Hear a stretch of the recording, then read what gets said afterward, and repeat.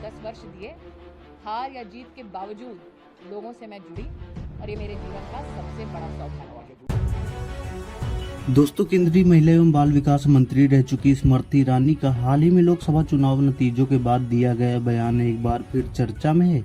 स्मृति ईरानी, जिन्होंने अपने राजनीतिक जीवन के 10 वर्ष अमेठी को समर्पित कर दिए, उन्होंने हाल ही में एक बयान दिया है जिसमें उन्होंने अमेठी से गहरे नाते व उसके महत्व को प्रस्तुत किया है। स्मृति ईरानी के बयान के बाद लोग कई सवाल खड़े कर रहे हैं। बता दें, स्मृति ईरानी, जिन्होंने 2019 के चुनाव में राहुल गांधी को अमेठी से हराया था, लेकिन फिर उलटफेर हुआ और 2024 लोकसभा चुनाव में कांग्रेस के नेता किशोरी लाल शर्मा से स्मृति ईरानी को अमेठी से बड़ी हार का सामना करना पड़ा, जिसमें लगभग वे 1.5 लाख से अधिक वोटों से हार गई, जिसके परिणाम स्वरूप बीजेपी पार्टी ने उनसे दूरी बना ली और मोदी कैबिनेट में कोई स्थान भी नहीं मिला।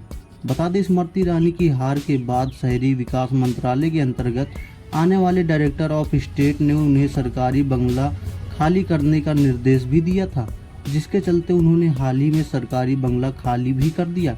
अब सवाल यह उठता है कि स्मृति ईरानी, जिन्होंने गौरीगंज के मेदन मेवई गांव में 11 बिस्वा जमीन खरीदी थी, जिस पर उन्होंने आलीशान घर बनवाया और गृह प्रवेश भी किया, जिसमें प्रदेश के कई मंत्री भी शामिल रहे। अब सवाल यह है कि क्या वे लोकसभा चुनाव 2024 में बड़ी हार के बाद क्या स्मृति ईरानी अमेठी के इस घर में रहेंगी या नहीं।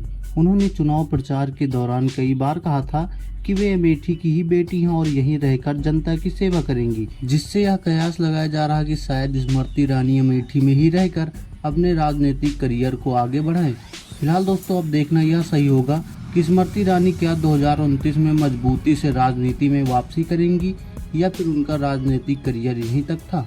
फिलहाल दोस्तों, स्मृति ईरानी का यह बयान काफ़ी चर्चा में है। आप इस मुद्दे पर क्या सोचते हैं?